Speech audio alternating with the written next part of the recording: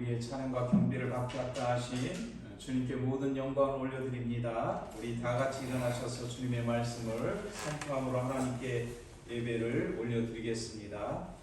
예수께서 이르시되 내 마음을 다하고 목숨을 다하고 뜻을 다하여 주 너희 하나님을 사랑하라 하셨으니 이것이 크고 첫째 되는 계명이요 둘째로 그와 같으니 내 이웃을 내 자신같이 사랑하라 하셨으니 이 두 계명이 온 율법과 선지자의 강령이니라. 아멘. 사람이 떡으로만 살 것이 아니요 하나님의 입으로 나오는 모든 말씀으로이니라. 하나님 감사합니다. 우리 눈에 보이지 않지만 주님께서 말씀으로 또 성령님을 통해서 우리를 인도하시는 주님, 오늘도 주 앞에 나온 우리 모든 성도님과 자녀들을 기름 부어 주시고 주님을 깊이 만나는 영광스러운 예배가 될 수 있도록 도와주시옵소서. 우리의 삶을 새롭게 해주시고 우리의 삶이 주님과 동행하는 삶이 될 수 있도록 인도하여 주시옵소서. 예수님의 이름으로 기도합니다. 아멘.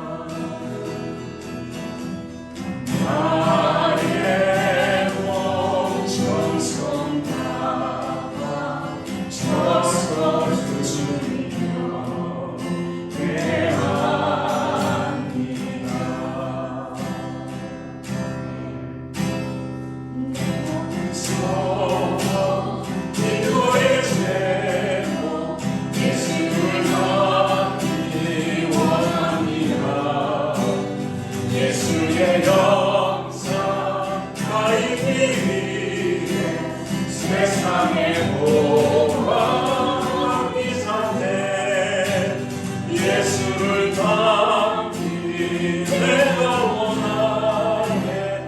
날 구속하신 예수님은 내 마음속에 지금도로서 주님의 형상 이시소서.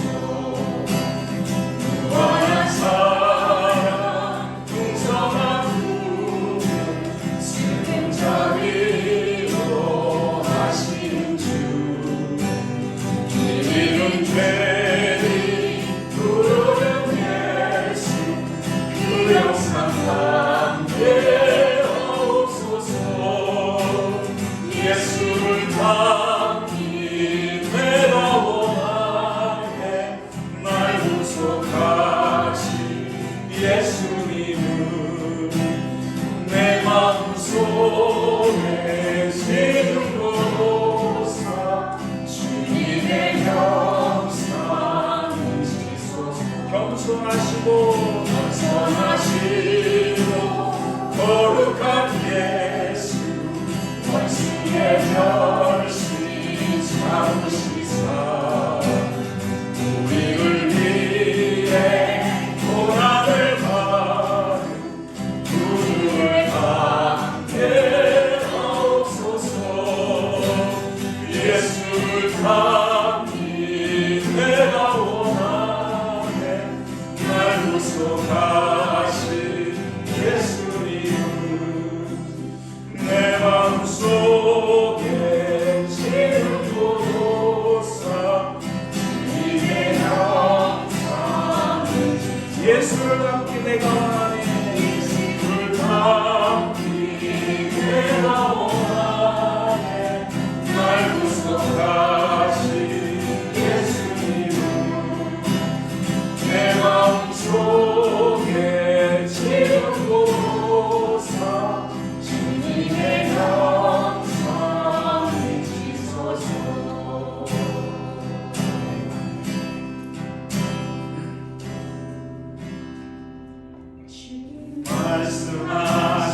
말씀하시면 내가 나아가리라. 주님 뜻이 아니면 내가 멈춰서리라. 나의 가도서는도 주님 뜻에 있으니 주님 나를 이끄소서. 주님 말씀하시면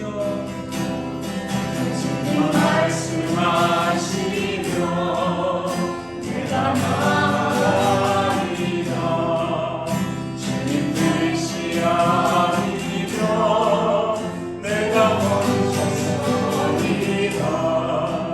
나의 가고서는도 주님 뜻에 있으니 주님 나를 이끄소서. 뜻하신 그곳에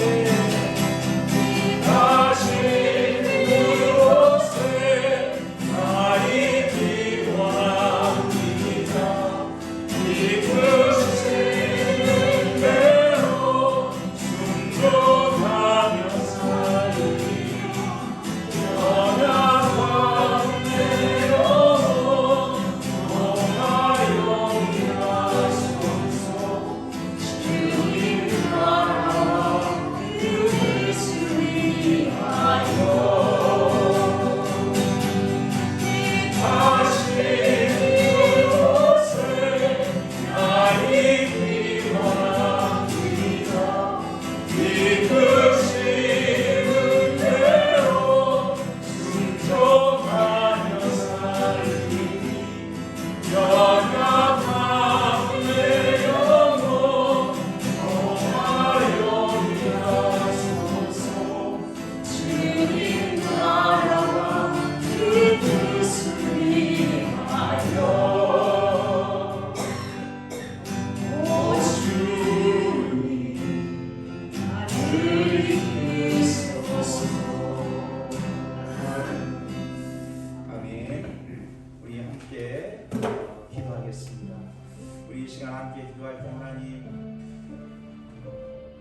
주님께서 말씀으로 우리를 인도하여 주옵소서. 그래서 우리의 생각을 따라 사는 것이 아니라 하나님의 말씀이 가라면 가고 또 서라면 서고, 그것이 바로 우리 믿는 자의 삶인 줄 믿습니다.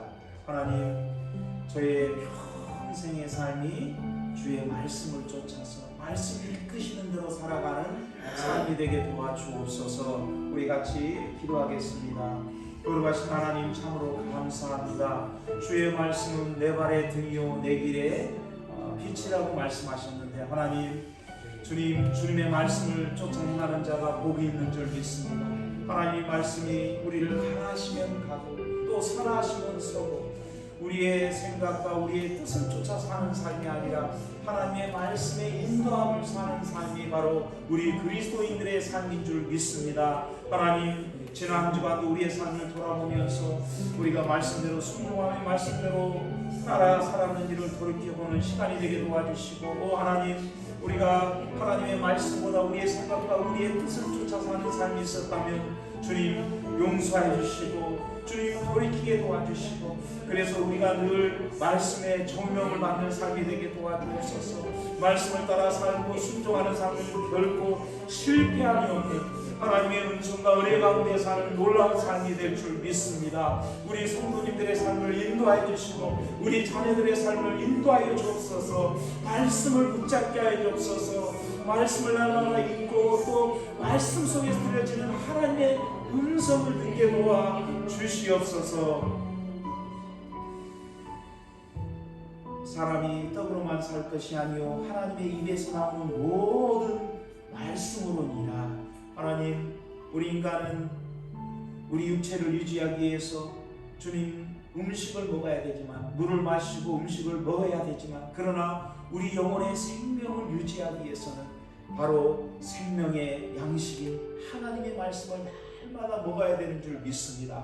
하나님, 우리 그리스도인들은 내 생각과 내 뜻을 쫓아 사는 삶이 아니라 하나님의 말씀이 하나님 우리의 기준이 되고 우리의 삶의 주님 방향이 되는 것을 믿습니다. 그러기에 우리가 부지런히 하나님의 말씀을 먹고 또 그래서 그 말씀이 우리 마음판에 새겨져서 이제 그 말씀이 우리를 인도하는, 말씀이 우리 삶을 지배해서 그 말씀이 이끄는 대로 살아가는, 그때 우리의 인생이 놀랍게 축복의 삶으로, 형통의 삶으로, 복 있는 사람은 주야로 여호와의 말씀을, 율법을 주야로 묵상하는 자라고 했는데, 주님, 그것이 바로 이 복받은 사람, 하나님의 자녀된 삶인 줄 믿습니다.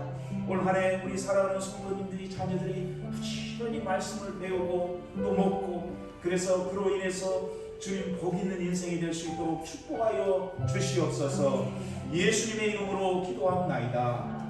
아멘. 나는 전능하신 아버지 하나님 전지의 창조주를 믿습니다. 나는 그의 유일하신 아들 우리 주 예수 그리스도를 믿습니다.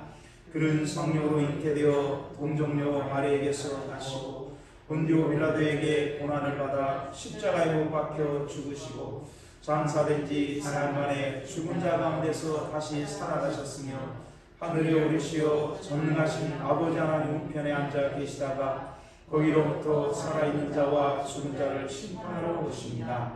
나는 성령을 믿으며 거룩한 공교회와 성도의 교제와 죄를 용서받는 것과 몸의 부활과 영생을 믿습니다. 아멘.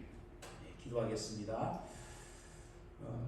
거룩하신 하나님, 주님의 놀라우신 사랑과 은혜를 감사합니다. 지난 한 주간도 하나님께서 우리 성도님들의 삶을 지켜주시고 또 인도하여 주시고, 그래서 오늘 주 앞에 나와서 함께 예배드릴 수 있는 귀한 은혜를 주신 것을 감사합니다. 하나님, 우리 인생의 첫 단추가 중요한 것처럼, 또한 1년의 첫 한 달이 중요한 것처럼, 이제 저희가 이제 2022년을 시작한 지도 이제 3주째 들어가고 있는데, 하나님, 우리 성도님들의 마음속에 주님을 향한 소망과 사랑과 또 계획들을 주님 생각하면서 모든 초점이 우리 주 예수 그리스도가 될 수 있도록 인도하여 주시옵소서. 그때 우리 인생은 결코 실패함 없이 주님의 뜻을 이루는 복되고 귀한 삶이 될 줄 믿습니다. 하나님, 지난 한 주의 삶도 우리가 돌아볼 때 참으로 여러모로 하나님이 우리에게 이끄시는 대로 또 계획하신 대로 살지 못하고 또 연약한 가운데 있을 때 쓰러질 때가 많았음을 고백합니다. 하나님 아버지, 우리를 다시금 새롭게 하여 주시고 주님의 말씀을 붙잡고 일어나는 거룩하고 복된 시간이 되게 도와 주시옵소서. 우리의 발이 늘 넘어지지 않도록 하나님의 말씀으로 우리를 주장하시고 인도하여 주시옵소서. 하나님 아버지, 특별하게 저희 한빛재단을 사랑하여 주시고 지금까지 주님 비록 적은 수지만 하나님께서 이 재단을 통해서 일하시고 역사하시고 또 주변의 이웃들에게 복음을 전하는 사명을 감당할 수 있도록 은혜 주신 것을 감사합니다. 하나님, 계속해서 우리가 만나는 모든 사람들에게 우리가 받은 그리스도의 사랑과 은혜를 나눌 수 있는 그런 귀한 교회가 될 수 있도록 인도하여 주시옵소서. 하나님, 우리의 입술로 우리의 이웃과 형제자매들에게 우리가 받은 귀한 생명의 말씀을 나누는 그런 은총이 있게 도와 주시옵소서. 주님, 특별하게 하나님께서 우리에게 허락하신 자녀들을 기억하여 주시고 그 자녀들이 하나님 말씀 가운데 잘 양육을 받게 도와 주시옵소서. 세상은 우리가 감당할 수 없을 정도로 많은 주님 어려움과 유혹과 또 세상의 풍조가 난무하는 시대 가운데 우리 자녀들이 살 길은, 우리 자녀들을 붙잡아 주시는 것은 하나님의 말씀인 줄 믿습니다. 우리 자녀들이 부지런히 하나님의 말씀을 읽고 쓰고 또 하나님 배움을 통해서 믿음의 사람들로 성장하게 도와주옵소서. 우리 자녀들이 늘 믿음의 공동체, 믿음의 사람들과의 복된 만남을 허락하여 주시옵소서. 특별하게 하나님께서 주님 육신의 연약함 가운데 또 잇몸의 모든 수술을 하신 우리 공몽수 공사님과 오랜 형제님, 성도님을 기억하시고 늘 강건함으로 붙잡아 주시옵소서. 이곳에 함께 있지 않지만 늘 그곳에서 주님께 예배를 드리며 주님을 만날 수 있는 귀한 은총을 허락하여 주시옵소서. 하나님 감사합니다. 오늘도 예배 앞에 나온 우리 모든 성도님들 가운데 주님께서 기름 부어주시고 주님 한 주간의 모든 수고와 애씀들이 주님 안에서 새롭게 회복되는 놀라운 시간이 될 수 있도록 인도하여 주시옵소서. 말씀을 전하는 저에게 주님께서 기름 부어사 하나님 말씀이 온전히 전한 자와 듣는 자들이 은혜받게 하시고 우리의 심령을 새롭게 하는 놀라운 생명과 구원의 말씀이 되게 도와 주시옵소서. 저희가 원하는 뿔로 천막교회와 또 김성애 선생님을 붙잡아 주시고 부도포를 통해서 이 땅에 헐벗고 굶주린 자들에게도 먹을 것과 또 생명의 양식이 공급되어질 수 있도록 은총을 베풀어 주시옵소서. 예배의 모든 순서를 주님이 주관하여 주시고 홀로 영광을 받아 주시옵소서. 감사하며 존귀하신 예수님의 이름으로 기도합나이다. 아멘.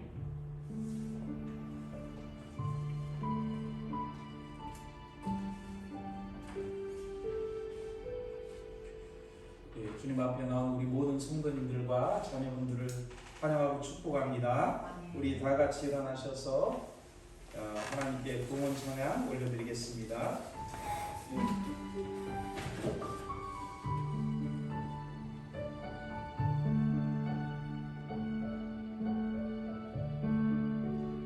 내 모든 소원 기도의 제목 예수를 담기 원함이라. 예수의 형상 나 있게 위해 세상에 보았기 전에 예수를 담기 내가 원하네. 날 구속하신 예수님을 내 마음속에 지금 보사 주님의 영상 미치소서. 좋으신 주님 참으로 감사합니다. 주께서 생명의 길로 내게 보이시리니 주 앞에는 기쁨이 충만하고 주의 우편에는 영원한 즐거움이 있나이다. 하나님, 날마다 우리 성도님들의 삶 속에서 예수님을 알아가고 만나가는 기쁨과 은혜가 충만케 하여 주옵소서. 오늘 이 시간에도 귀한 예물을 드린 우리 모든 성도님들의 손길을 기억하여 주시고 올 한 해도 주님께서 늘 붙잡아 주시옵소서. 요동치 않는 삶을 살게 도와 주시옵소서. 세상의 어떤 질병의 고세가 우리 모든 성도님들의 삶과 직장과 가정 가운데 틈타지 못하도록 주의 보혈로 덮어 주시옵소서. 우리 자녀들의 삶을 주님께서 형통과 축복과 또 하나님 거룩한 주님과의 만남의 길로 인도하여 주옵소서. 이 예물이 주님의 영광을 위해서 귀하고 값지게 쓰여지게 하여 주시옵소서. 예수님의 이름으로 기도하옵나이다. 아멘. 우리 하나님의 말씀 보겠습니다. 하나님의 말씀은 베드로후서 3장 18절 말씀입니다. 우리 한 절 말씀인데 같이 한 음성으로 합독하겠습니다.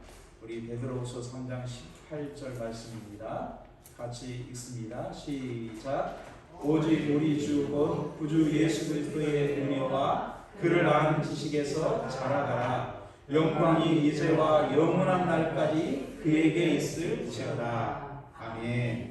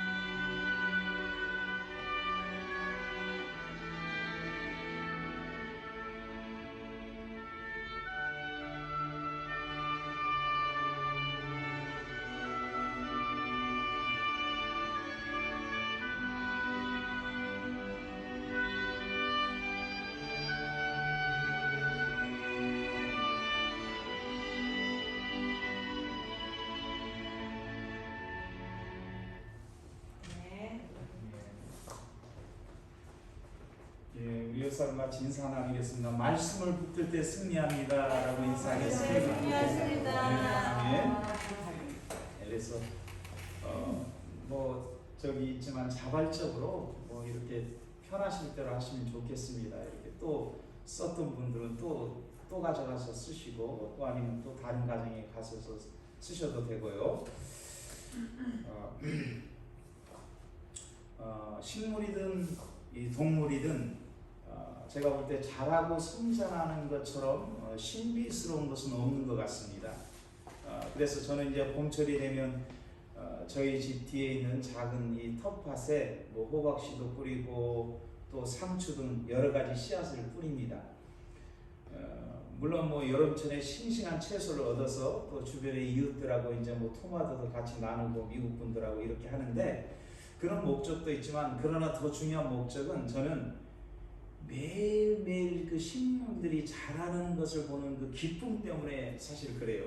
제가 이제 시골에서 자라서 그랬는지는 모르겠지만 이 자라고 성장하는 것은 너무나 이렇게 신비스럽고 경이로운 거라는 거죠. 저는 우리의 신앙생활도 마찬가지라고 생각해요. 매일매일 예수님을 알아가고 또 그로 인해서 우리의 신앙이 자라가고 성장하는 것에는 이루 말할 수 없는 기쁨이 있다는 것이죠. 한 신학자는 초대교회 성도들과 다르게 현대 그리스도인들이 잃어가고 있는 것이 한 가지 있다면 그것은 아마도 기쁨일 것이다. 그런 이야기를 했어요. 그러니까 현대 그리스도인들이 기쁨을 잃어간다는 거죠. 저는 오늘날 그리스도인들의 삶에서 기쁨을 잃어가는 여러 가지 이유가 있겠지만 그 중에 하나는 그분들 속에 예수님을 알아가고 자라가는 이 성장의 기쁨, 자라가는 기쁨이 없기 때문이 아닐까 그런 생각을 해봅니다. 사실 우리의 신앙이 성장하고 자라는 것은 옵션이 아니라 생명이 있는 것은 다 자라고 성장하잖아요, 여러분. 생명이 있는 것, 나무든 풀이든 꽃이든 사람이든 생명이 있는 것은 자라고 성장합니다. 여러분, 우리가 예수님을 만나고 거듭나는 순간, 구원받는 순간 우리 안에 무엇이 들어옵니까? 예수님의 생명, 영원한 생명이신 주님이 우리 안에 들어오는 거죠. 그리고 우리 안에 들어와 계신 생명으로 말미암아 우리가 자라고 성장하는 거죠. 영적인 성장이죠. 그러기에 우리가 신앙이 성장하고 자라지 않는다는 것은 단순한 문제가 아니라는 거죠. 그래서 사실 성장하고 우리의 믿음이 성장하고 자라는 것은 우리 믿음의 삶의 사활, 죽고 사는 것을 좌우하는 그런 정도로 아주 중요한 것이 영적인 성장, 영적인 자람이라고 볼 수 있다는 것이죠. 혹시 롱펠로우라는 시인을 아십니까? 저도 잘 알지는 못하지만 이분의 시를 몇 번 읽은 적은 있어요. 이분은 롱펠로우는 지금까지도 이 세계 수많은 사람들로부터 그 존경을 받는 미국의 시인인데 이분은 하버드 대학에서 이렇게 가르치는 일을 했습니다. 그러면서도 이제 낭만적인 시를 많이 써서 세상에 많은 사람들에게 사랑을 받았는데 이 롱펠로가 이제 나이가 들어서 오랫동안 하버드에서 가르치다가 이제 나이가 들어서 굉장히 머리도 하얗게 되고 또 피부도 이렇게 많이 노화되고 그럼에도 불구하고 그는 항상 이 젊은이처럼 싱그러웠대요. 기쁨이 넘쳤다고 합니다. 그래서 하루는 친구가 그걸 보면서 이런 질문을 했어요.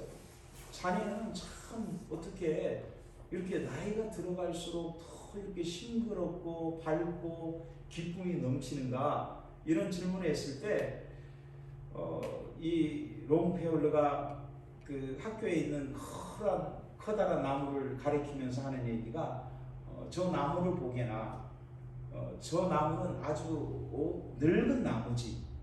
그러나 나무가 저렇게 늙었어도 저렇게 꽃이 피고 열매를 맺고 있다네. 그런데 저 나무가 그렇게 가능할 수 있는 것은 눈에 보이지 않지만 조금이라도 계속 성장하고 있기 때문이라네. 그러니까 그 나무가 오래되고 늙고 겉으로 보이지만 그래도 계속해서 자라고 성장하고 있기 때문에 꽃이 피고 열매를 맺는다는 거죠. 그렇기 때문에 바로 나도 그런 마음으로 매일매일 내가 성장하고 자란다는 마음으로 살아가고 있는 것이 이 젊음의 비결이라네. 그런 얘기를 친구에게 들려줬는데 여러분 우리 인생도 마찬가지 아닙니까? 우리가 나이와 세월과 관계없이 젊고 이 기쁨의 삶을 살 수 있는 신앙생활을 할 수 있는 길은 한 가지입니다. 우리의 믿음이 계속해서 자라고 성장해야 된다는 거죠. 오늘 본문은 사도 베드로가 죽음을 앞두고 유언처럼 마지막으로 남긴 말씀이에요. 베드로후서 1장 14절에 보면 나도 나의 장막을 벗어날 것이 임박한 줄을 알미라. 여기 나의 장막을 벗어날 것이 임박했다는 것은 이제 나의 죽음이 얼마 남지 않았다. 그런 얘기죠. 여러분, 유언이 무엇입니까? 유언은 자기 인생의 총체적인 경험 중에 마지막 정말 엑기스와 같은 한마디를 남기는 것이 유언이겠죠. 그것이 오늘 본문인데 베드로후서 1장 10절입니다. 우리 다시 한번 같이 읽어보겠습니다. 다시 한번 읽습니다. 시작. 그러므로 형제들아 더욱 힘써 너희 부르심과 같이요. 자 시작. 오직 우리 주 곧 주 예수 그리스도의 은혜와 그를 아는 지식에서 자라가라. 영광이 저에게 날까지 있을지어다. 아멘. 자, 오늘 본문에서 보면 그 전의 본문인 베드로 1장 10절을 한번 같이 읽어보겠습니다. 베드로 1장 10절. 베드로 1장 10절입니다.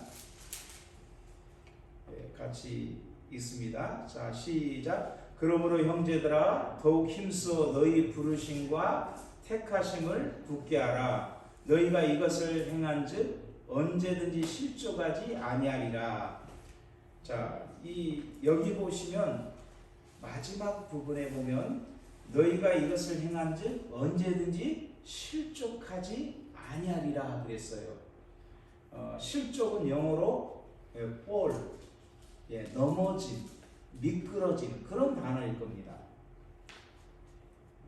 그가 이 단어를 특별히 쓴 것은 우리에게 분명한 교훈을 주기 위해서 썼을 거예요.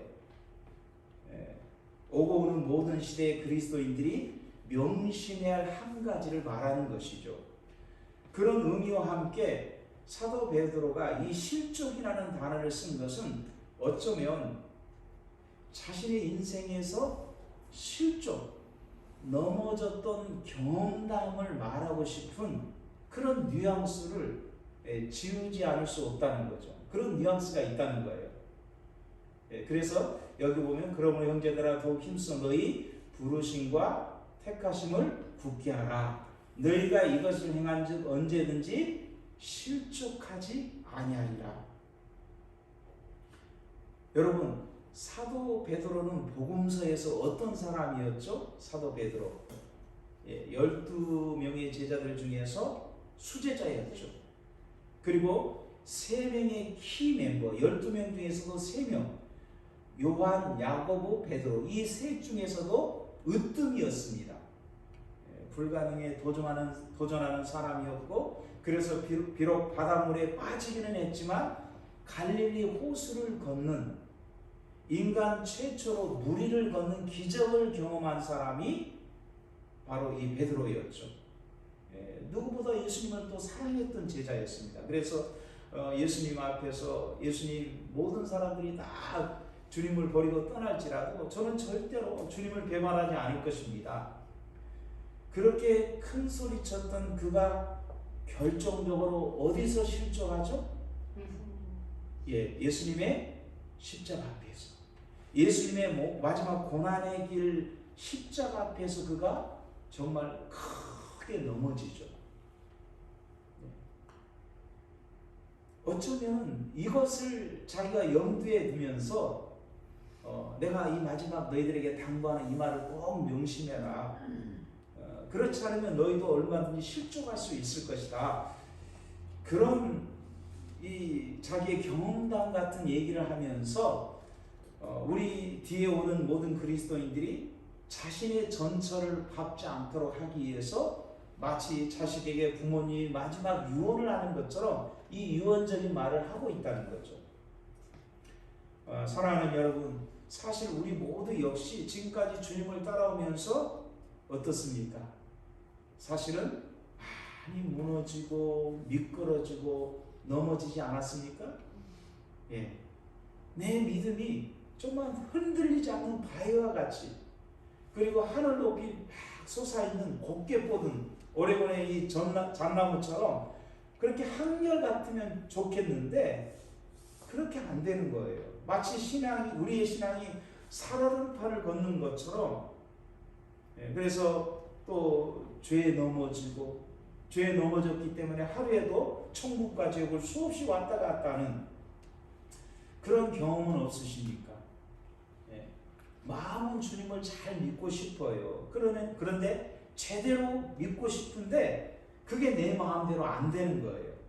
그래서 넘어지고 실족하고 그러면서 우리에게 이런 정말 이 무엇인가 내가 믿음에 좀 단단히 세워졌으면 좋겠다. 그런 소망을 우리가 갖게 되는 것이죠. 여러분, 이 세상은 이제 저와 여러분이 눈으로 보고 있는 것처럼 현실적으로 주님이 너무나 가까이 오는 그런 시대 가운데 우리가 살아가고 있어요. 실제로. 앞으로 세상은 더 어두워질 것이라고 성경은 말합니다. 또 그때는 정말 주님이 말한 이 적그리스도가 등장하여 믿는 자들을 핍박하고 박해할 것이라고 말합니다. 그때 나는 정말 주님을 부인하지 않고 넘어지지 않을 수 있을까? 내가 이렇게 내가 살아온 이 믿음의 여정만 봐도 그렇게 많이 넘어지고 실수하고 또 미끄러졌는데 정말 그런 시대가 오고 또 그런 순간이 오면 나는 정말 믿음을 지킬 수 있겠는가? 반석과 같은 믿음으로 설 수 있을까? 그런 우리가 생각을 할 때가 있지 않습니까? 바로 우리가 어떻게 해야만 우리가 그런 연약한 신앙 믿음에서 굳건한 믿음으로 우리가 세워질 수 있을까요? 그 해답이 오늘 본문의 말씀인데 18절 말씀을 한번 같이 읽겠습니다. 18절 말씀입니다. 시작. 오직 우리 주 곧 구주 예수 그리스도의 은혜와 그를 아는 지식에서 자라가라. 영광이 이제와 영원한 날까지 그에게 있을지어다. 아멘. 오직 우리 주 곧 구주 예수 그리스도의 은혜와 저를 아는 지식에서 어떻게 하라고 그랬습니까? 자라가라. 오늘 사도 베드로는 우리의 신앙 성장에 절대적으로 필요한 두 가지를 말하고 있죠. 두 가지 요소를. 오직 우리 주 구주 예수 그리스도의 은혜와 먼저 은혜라는 단어를 쓰고 있죠. 은혜. 여러분, 우리 신앙이 우리 믿음이 계속해서 성장하고 자라기 위해서는 먼저 무엇이 필요하다는 겁니까?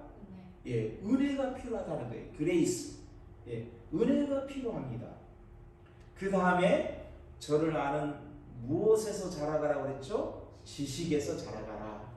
그래서 저와 여러분들이 신앙이 넘어지지 않고 또 미끄러지지 않고 견고하게 자라기 위해서는 은혜와 지식이라는 두 가지 성장 요소가 필요하다는 거예요. 우리 한번 따라하겠습니다. 은혜와 지식. 은혜와 지식.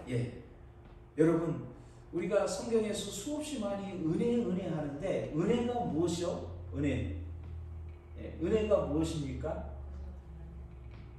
은혜란 이건 꼭 여러분 우리가 알아둬야 돼요. 내가 수십 년 예수님을 믿고 뭐 지금까지 살아왔는데 아니 은혜가 뭐냐고 물어봐도 모르면 안 되잖아요.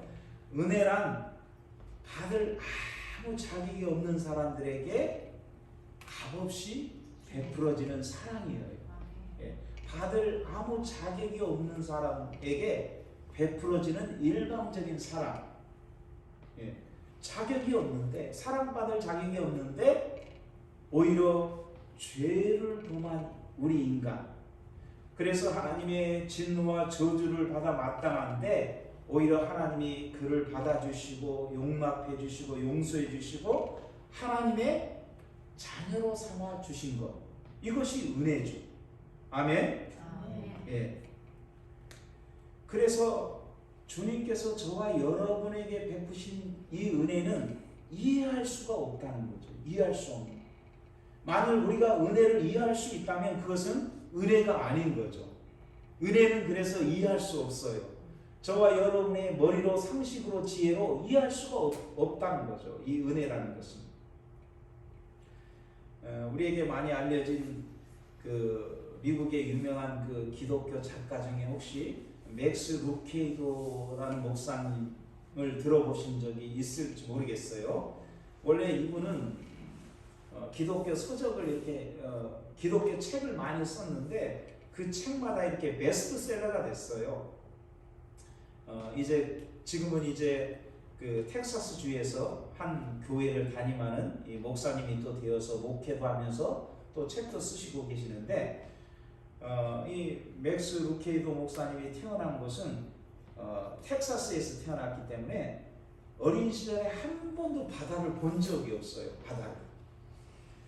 기껏해야 동네 연못이 이 연못이 고작이었습니다. 그러다가 그 맥스 루케이드 목사님이 10살이 되던 해에 삼촌이 살고 있는 캘리포니아를 방문하게 됐어요. 그래서 삼촌이 이 어린 맥스를 데리고 태평양이 보이는 이 산타모니카 해변으로 이렇게 맥스를 구경시켜주러 간 거예요. 그래서 넓은 백사장과 그리고 끝없이 펼쳐지는 태평양을 보고 이 어린 맥스 10살 맥스는 그만 넋을 잃고 말았어요. 1000번을 이렇게 바다에 뛰어들어도 파도가 1000번을 이렇게 받아주는 거예요. 그래서 한 번도 이런 바다를 본 적이 없는 맥스는 너무나 이 가슴 벅찬 그 감격으로 이 바다를 물끄러미 쳐다보고 있는데 삼촌이 그걸 보면서 이런 얘기를 했어요. 이제 맥스가 이렇게 질문해요. 삼촌, 파도가 계속 밀려와요. 맥스가 이렇게 충격을 받은 거예요. 그 파도가 이렇게 계속해서 오는 걸 보면서 그때 삼촌이 그에게 이런 질문을 하나 던집니다. 맥스, 너 그거 아니? 뭐요? 오늘 밤이 와도 파도가 계속 밀려온단다. 그러니까 맥스가 말도 안 된다는 표정을 짓는 거예요. 용감하지 말아요. 어떻게 그것을 그렇게 많은 물이 있을 수 있어요? 말도 안 돼요. 그러자 삼촌이 또 말하죠. 맥스, 너 그거 아니? 사실은 1000년 전에도 이 파도는 똑같이 밀려왔단다. 그러니까 이 맥스 눈이 휘둥그레지면서 입을 다물지 못하는 거예요. 그러면서 또 삼촌이 또 하나를 또 질문하는 거죠. 맥스, 너 그거 아니? 또 놀랄 일이 남았는가? 그런 표정으로 맥스가 삼촌을 바라고 있는데 맥스, 우리가 사실은 다 죽고 난 후에도 1000년 후에도 이 파도는 계속 밀려올 거야. 그러니까 너무 놀란 거죠. 그러면서 이제 삼촌에게 맥스가 내가 이 바닷물에 들어가 봐도 돼요? 그러니까 삼촌이 그럼. 그러자 신이 난 맥스는 온몸에 모래를 붙이고 파도에 이렇게 뛰어든 거예요. 그 순간 밀려오는 파도가 맥스를 또 덮치더니 온몸에 묻어있던 모래들을 다 깨끗이 씻어주는 거예요. 또 다시 이렇게 나와서 막 모래사장에서 뒹굴다가 또 파도에 가니까 그 파도가 또 깨끗이 씻겨주는 거예요. 1000번을 그 파도에 뛰어들어도 1000번을 그 파도는 다 받아주는 거예요. 어느 날 이 맥스 루케이드 목사님이 한 교회를 집회하는 도중에 자신의 이 어린 시절의 경험담을 얘기해 준 거예요. 그러면서 이 한 성도를 이렇게 쳐다봤는데 잠시 이렇게 교회 안에 침묵이 흐른 다음에 조용해졌을 때 그 목사님이 이런 말씀을 전했습니다. 하나님의 은혜는 이와 같아서 우리가 1000번을 넘어져도 우리를 향해서 다시 밀려옵니다. 하나님의 은혜는 마치 파도가 계속해서 밀려오는 것처럼. 그러자 그 예배당 안에서 여기저기서 흐느끼 우는 소리가 들리는 거예요. 여러분, 그 은혜가 오늘 예배에 참석한 우리에게도 동일하게 그 은혜가 밀려오고 있는 줄 믿습니다. 그 주님의 은혜의 파도. 하나님, 제가 지난주에 또 넘어졌어요. 그 말이 채 끝나기도 전에 하나님의 용서의 파도가 우리를 덮치고 지나가는 거예요. 아멘. 하나님, 제가 지난주에 죄를 지었습니다. 그러자 다시 하나님의 은혜의 파도가 우리의 말이 끝나기도 전에 우리를 씻기고 지나간다는 거예요. 그렇습니다. 우리가 그 하나님의 은혜를 이해할 수 있다면 은혜가 아닌 것이죠. 우리가 가늠할 수 있는 크기라면 그것은 은혜가 아닌 것이죠. 그런데 이 하나님의 은혜는 우리가 구원받을 때만 필요한 것이 아니란 얘기예요. 저와 여러분이 이 믿음의 길을 달려오면서 경험한 것이 무엇입니까?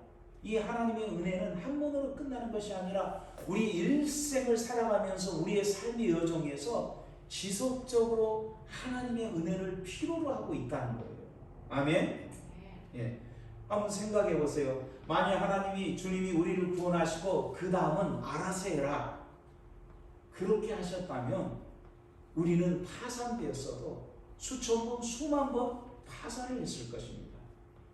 그러나 오늘 저와 여러분들이 지금까지 여기까지 올 수 있었던 것은 주님이 우리를 끊임없이 그 은혜로 붙잡아 주었기 때문일 거예요. 예. 그렇다면 우리가 해야 되는 한 가지 일이 있다면 그것이 무엇일까요? 그것은 주님의 은혜를 매일매일 간절히 갈망하는 것입니다. 예. 잠언 8장 17절의 말씀처럼 나를 사랑하는 자들이 나의 사랑을 이루며 나를 간절히 찾는 자가 나를 만날 것이니라. 예. 주님의 은혜를 사모하고 찾는 자들에게 주님은 은혜를 부으시고 또 찾아올 거라는 말씀을 하고 있는 거죠. 제가 대학생 시절에 선교단체에서 이렇게 훈련을 받으면서 읽었던 많은 책들 중에서 지금도 굉장히 이렇게 자주 읽는 아주 소중한 책이 있는데 그 책이 데이비드 브레이너의 생애와 일기라는 책입니다. 이 데이비드 브레이너는 북아메리카 인디안 그 선교에 자신의 전 생애를 바친 선교사님인데 이분이 원래 예일 대학교에서 공부하다가 이제 선교사가 되어서 미국 초창기 그래서 1718년에 태어나서 1747년에 이렇게 소천하셨어요.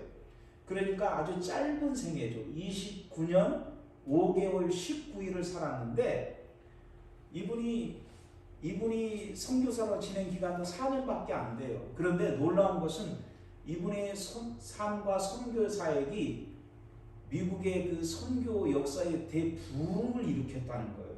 그래서 그 부흥의 여파로 한국의 조선 땅에 언더우드, 아펜젤러, 무디 목사님의 부흥과 함께 이 데이비드 브레이너의 그 선교사님의 그 놀라운 그 신앙과 선교 열정이 힘입어서 그렇게 선교의 부흥의 역사가 일어납니다.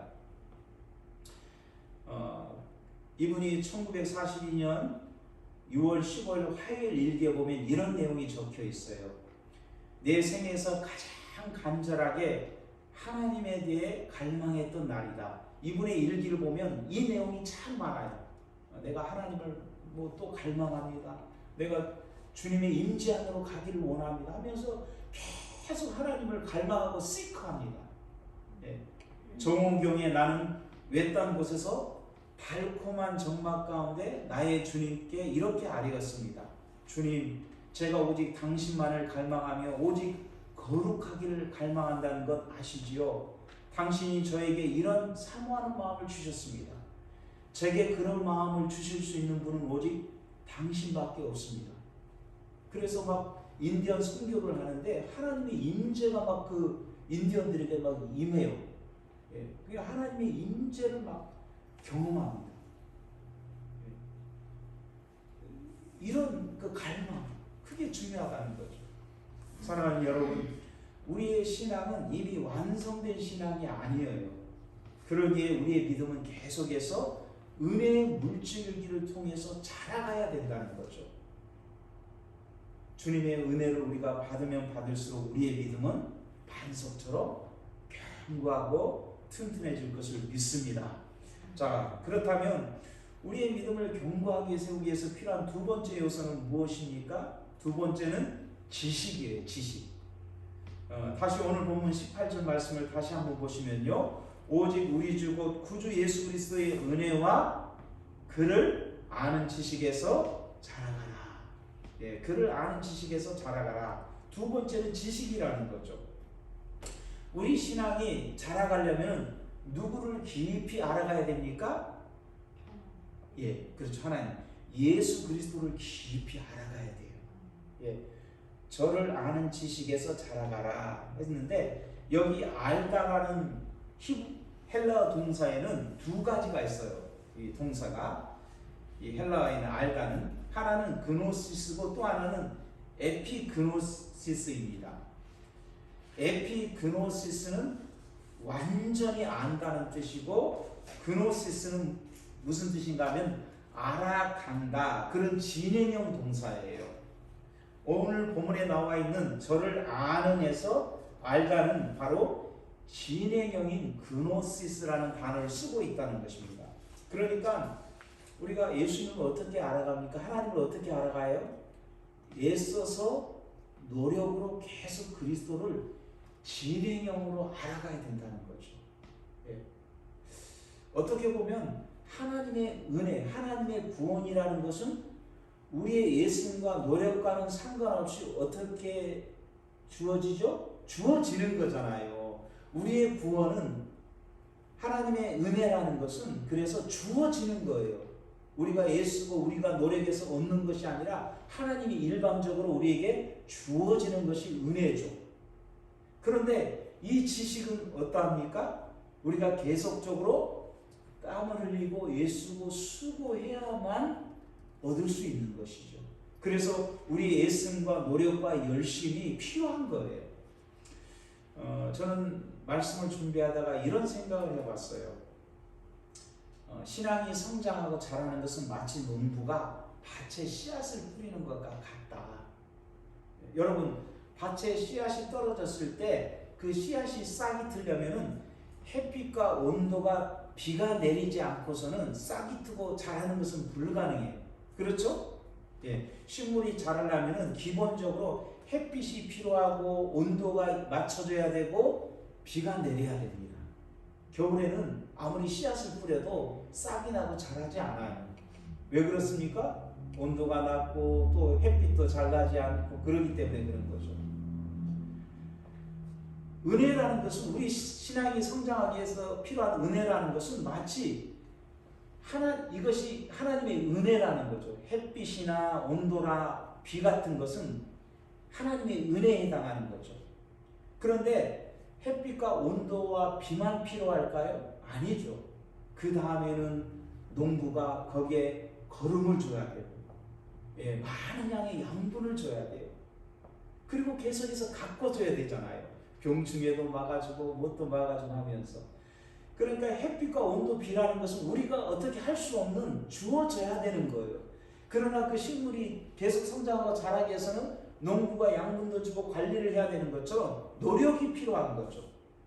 이 두 가지가 밸런스 있게 조화를 맞춰줘야만 가을에 아니면 여름에 아름다운 열매를 풍성히 맺는 것처럼 우리의 신앙의 성장도 바로 그래서 은혜와 지식이라는 두 가지가 이렇게 조화를 이루어야 된다는 거죠. 여러분, 우리가 부부관계가 성숙하다 그런 말을 할 때 부부관계가 성숙하다는 것이 무엇을 뜻할까요? 예, 부부관계가 참 아름다워 보인다, 성숙해 간다, 그것은 다른 것이 아닌 것 같아요. 그것은 서로를 알아가는 거예요. 남편이 아내를 알아가고 아내가 남편을 깊이 알아가는 것이죠. 그래서 알아가면서 더 이해하고 또 더 이해하게 되니까 서로 사랑하게 되는 것이죠. 많은 인간관계에서 일어나는 갈등, 다툼, 분쟁이 있는데, 이런 많은 인간관계의 갈등과 다툼과 분쟁이 시작이 사실은 서로가 서로를 잘 알지 못할 때 일어나는 경우가 참 많은 것 같아요. 우리와 하나님과의 관계도 마찬가지입니다. 우리의 신앙이 실족해서 넘어지고 쓰러지는 근본 원인도 바로 하나님에 대한 오해, 하나님에 대한 영적 무지 때문이라고 말할 수 있다는 것이죠. 그러니까 하나님을 잘 모르니까 어떤 문제 앞에 답답하고, 하나님을 잘 모르니까 하나님께 섭섭함이 있고, 하나님을 잘 모르니까 원망과 불평이 생기는 것이죠. 그런데 우리가 하나님을 잘 알면 하나님의 뜻을 긴 안목 속에서, 내 인생을 하나님의 긴 안목 속에서 내 인생을 바라보는 통찰력이 생기는 거예요. 그러니까 자유함이 있는 거죠. 하나님을 내가 잘 알면 내 인생을 순간적으로 일어난 어떤 사건, 한 일에만 보는 것이 아니라 긴 하나님의 안목 속에서, 목적에서 내 인생을 바라보니까 오히려 지금 현실의 사람들이 문제가 자유로울 수가 있는 거죠. 아, 하나님의 이런 뜻이 있겠구나. 하나님의 이런 놀라운 계획이 있겠구나. 이걸 볼 수 있는 거죠.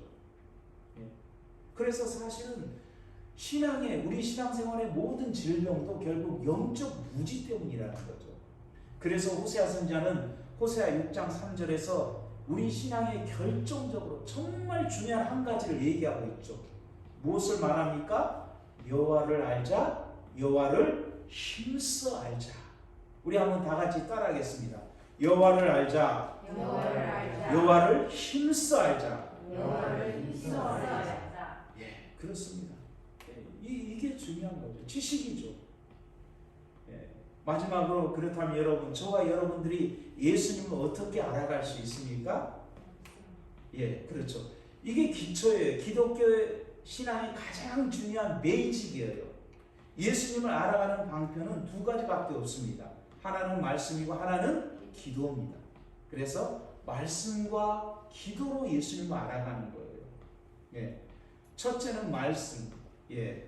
말씀으로 우리가 예수님을 알 수가 있지요. 성경으로 예수님을 알 수가 있다는 것입니다. 사실 이 성경이 두껍지만 성경 전체 메시지의 초점이 바로 무엇입니까? 예수 그리스도예요. 우리가 잘 아는 요한복음 5장 39절에 보시면 예수님이 유대인들에게 어떤 말씀을 하냐면 너희가 성경에서 영생을 얻을 줄 생각하고 성경을 상고하거니와 이 성경이 바로 누구에 대하여?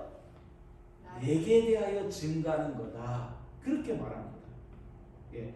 성경의 단일 초점, 성경의 유일한 초점의 핵심은 그 주인공은 누구냐면 결국 예수님이에요.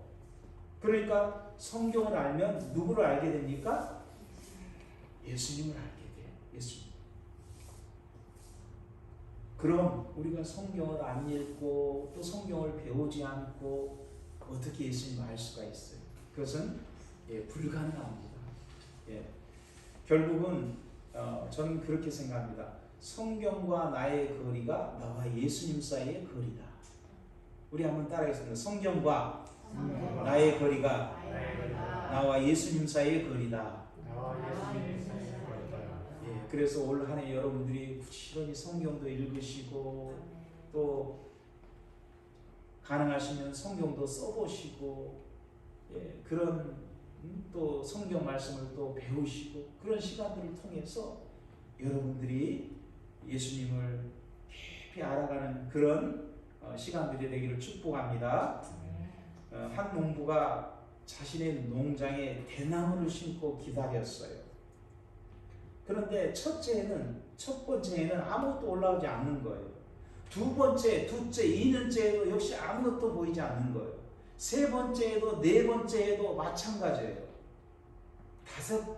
5년이 지났을 때 대나무의 순들이 지면을 뚫고 올라오기 시작한 거예요. 그런데 대나무들이 순식간에 한 자가 넘게 자라는 겁니다. 불과 6주 만에 6주 만에 15m가 이렇게 넘게 자라는 거예요. 4년 동안 아무것도 없었는데 그 농부가 심은 대나무가 중국 동부에서 자라는 모소라는 대나무입니다. 이 모소라는 대나무는 싹이 나고 트기까지 4년 동안 땅에 뿌리를 내리고 있다는 거예요. 그래서 그 뿌리가 싹을 내기 전에 이미 수십 미터 땅에 그 뿌리를 내린다는 거예요. 특이하게도. 우리는 뿌리 내리면 바로 올라온다고 생각하는데 뿌리가 그렇게 깊게 내린 다음에 드디어 마지막에 이렇게 쭉 올라온다는 거예요. 순식간에 그 자양분의 공급을 충분히 받고 4년이라는 기간을 준비를 하면서 결국 그 나무가 솟아오른다는 것입니다. 이 대나무는 위로 성장하기 전에 결국 아래로 성장하는 거예요. 흔들리지 않는 믿음으로 성장하기 전에 우리는 무엇을 준비해야 됩니까? 뿌리를 깊이 내려야 돼요. 신앙의 뿌리를. 그 신앙의 뿌리를 내리는 훈련이 무엇인가 하면은 말씀 훈련이라는 것이죠. 말씀 훈련. 제가 농사 얘기를 오늘 많이 하는데 제가 농사를 지으면서 한 가지 깨닫는 것은 무엇인가 하면은 식물이 자라는 데는 우리의 생각보다 훨씬 많은 양분이 필요해요. 우리는 그냥 뭐 모종을 갖다가 꽂아두고 물 주면 자랄 것 같지만 어떤 종류의 그 식물은요 엄청난 양분을 흡수를 합니다. 뭐 제가 볼 때 깻잎 같은 경우에 농작물이 여러 종류 있는데 작년에도 심어보면 깻잎 같은 경우에는 굉장히 많은 영양분을 흡수를 해요. 그래서 뭐 거름을 몇 번 줬는데 그렇게 많이 흡수를 한다는 거예요. 그러니까 결국 참 우리도 이렇게 끊임없이 우리 영혼의 양분을, 말씀의 양분을 공급받아야만 성장하고 자랄 수 있는 것이죠. 바라기는 저와 여러분들이 올 한 해 정말 주님의 은혜와 저를 아는 지식, 다시 말하면 주님의 은혜와 말씀이라는 그런 양분을 매일매일 공급받아서 정말 더욱더 자라고 성숙해서 그로 인해서 주님을 알아가면서 또 주님을 알아가면서 누리는 기쁨이 충만해지기를 축복합니다. 우리가 자라가면 기쁨이 충만해져요. 예. 우리가 가지고 있는 하나님에 대한 모든 오해가 한꺼풀 한꺼풀 벗겨지면서 참된 자유에 이르게 됩니다. 그래서 예수님이 뭐라고 했냐면은 진리를 알지니 진리가 너희를 자유케 하리라. 진리가 무엇입니까? 예수님이에요. 예수님을 알면 알수록 우리는 종교라는 무거운 율법에서 벗어나서 참된 자유의 신앙에 이르게 돼요. 그런데 우리가 주님을 모르면 우리는 율법에 묶이는 거죠. 율법에 묶여요. 그래서 오해를 하게 되는 거죠. 신앙생활에 많은 오해를 하게 돼요. 하나님 왜 이렇게 나에게 무거운 짐들을 주시는 건가? 왜 이렇게 뭐 이거 해라 저거 해라 이런 일들만 주시는가? 이런 오해를 하게 된다는 거죠. 그런데 우리가 주님을 알면 알수록 오히려 우리는 더 자유를 준다는 거죠. 바라기는 올 한 해 저희 모두가 주님의 은혜를 간절히 사모했으면 좋겠습니다. 주님의 은혜를 사모하는 영혼들에게 주님은 한 번도 외면한 적이 없으신 분이에요. 저가 사모하는 영혼을 만족케 하며 주님 영혼에게 좋은 것으로 주시리라. 그리고 여러분들이 힘나는 대로 부지런히 말씀을 배우고 읽고 쓰는 가운데 예수님을 더 알게 되고 그래서 주님과의 관계가 더 깊어져서 이 세상의 어떤 변화 앞에서도 일들 앞에서도 요동하지 않는 반석과 같은 믿음의 사람들로 자라고 성장하기를 주님의 이름으로 축복합니다. 우리 같이 기도했으면 좋겠습니다. 오늘 말씀을 우리가 생각하면서 여러분 믿음 생활이 어떻습니까? 기쁨이 넘치십니까? 물론 우리가 예수를 믿는다고 우리의 매일의 삶이 뭐 희낙낙거리면서 뭐 그렇게 즐겁지만은 않을 수 있어요. 그런데 뭐 내 삶에 어떤 문제가 있고 어려움이 있어도 여러분의 영혼 깊은 곳에 그걸 뛰어넘는 기쁨, 그것을 뛰어넘는 정말 내 영혼에 말할 수 없는 기쁨이 있습니까? 그 기쁨은 어디서 오는 것입니까? 그것은 예수님 때문에 예수님을 알고 만나고 예수님을 더 깊이 알아가는 그 삶에서 그런 기쁨이 나오는 것이죠. 우리 이 시간 기도할 때 하나님 올 한 해 우리가 많은 계획들이 있고 또 많은 것들을 해야 되지만 그러나 저를 아는 주님을 아는 은혜와 주님의 은혜와 저를 아는 지식에서 우리가 자라가는 그로 인해서 예수님이 주시는 기쁨이 충만한 그런 이 성장과 자람이 있는 한 해가 될 수 있도록 도와주시옵소서. 우리 같이 기도하겠습니다. 거룩하신 하나님 참으로 감사합니다. 오늘 말씀을 통해서 참 주님 사도 베드로가 마지막 유언처럼 오고 오는 모든 우리 그리스도인들에게 당부하고 있는 이 말씀, 우리 구주 예수 그리스도의 은혜와 저를 아는 지식에서 자라가라. 하나님 오늘 우리의 삶 속에 기쁨이 없는 것이 무엇입니까?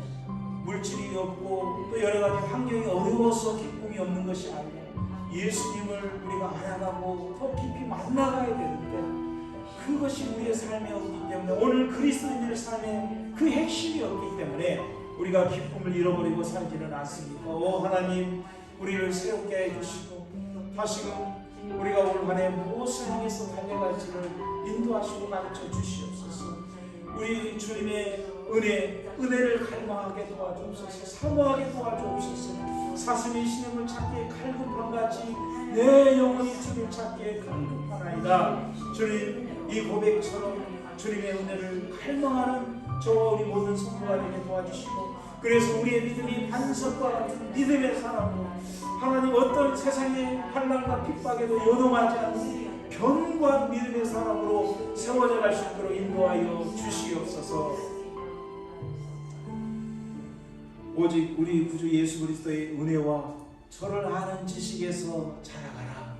하나님, 사도 베드로가 오고 오는 모든 시대의 성도들에게, 그리스도인들에게 자기가 예수님을 따르면서 결정적으로 넘어졌던, 예수님을 부인하고 십자가 앞에서 넘어졌던 그것을 기억하면서, 너희들은 지금까지는 연약한 바도 있었고 넘어졌고 쓰러졌고 또 그래서 굳게 믿음을 붙잡지 못했다면, 이제는 그런 신앙에서 반석 같은 신앙이 되기를 원한다면 오직 우리 구주 예수 그리스도의 은혜와 서를 아는 지식에서 자라가라. 주님, 세상을 볼 때 너무나 많은 것들이 진동하는, 히브리서 말씀에 보면 이제 예수님께서 다시 오실 때 땅만 아니라 하늘도 진동케 할 거라고 그랬는데, 그래서 모든 것이 흔들리는 그런 시대가 올 것이라고 말하고 있는데,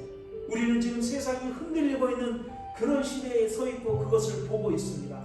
하나님, 우리가 어떻게 하면 흔들리지 않고 견고하게 믿음의 사람으로 서 있을 수 있을까요? 그것은 오직 우리 구주 예수 그리스도의 은혜와 저를 아는 지식에서 살아갈 때인 줄 믿습니다. 예수님께 말씀을 통해서 깊이 뿌리를 내리는 인생이 흔들리지 않는 믿음의 삶을 살게 되는 줄 믿습니다.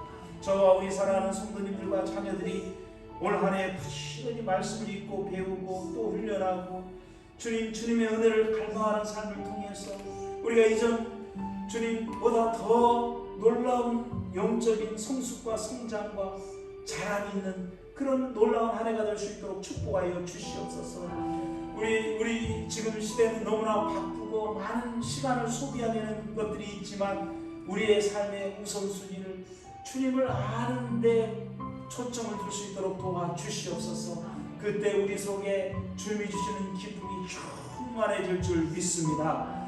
감사하며 예수님의 이름으로 기도합나이다. 아멘.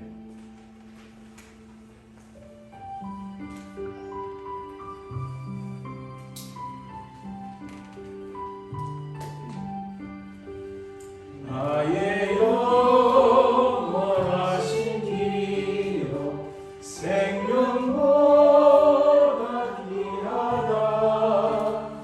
나의 갈 길 가다도 나와 동행하소서. 주께로 가까이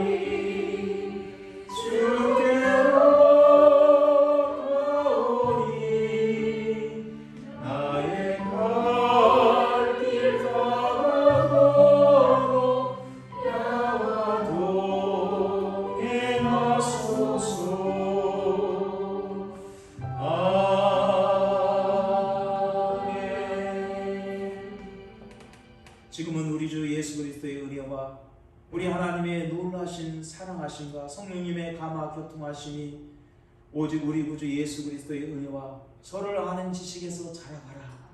주님의 말씀에 사로잡혀서 하나님, 우리가 영적으로 성장하고 자라기를 소망하는 우리 모든 성도님들과 가정과 자녀들 가운데 지금부터 영원토록 함께 하시기를 간절히 축원하옵나이다. 아멘.